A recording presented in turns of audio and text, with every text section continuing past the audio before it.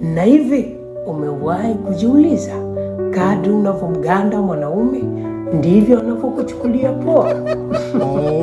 Usicheke, atushie dhambi. Na acha nikwambie siri moja kubwa ambayo wanawake wengi huwa hawajui. Inaitwa sanaa ya kujiweka pembeni.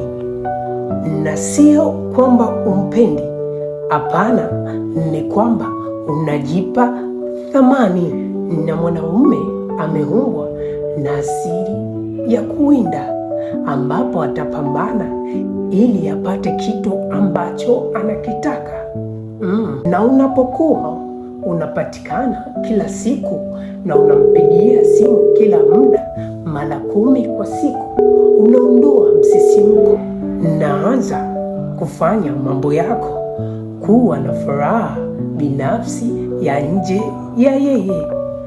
Akiona unajitosheleza na una amani, ataanza kujiuliza, kwa nini anitafuti? Ataanza kufukuzia yeye mchongo, kwa sababu anajua anaweza kukupoteza.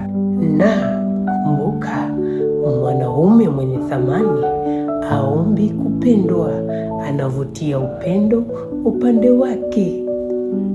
Kama unataka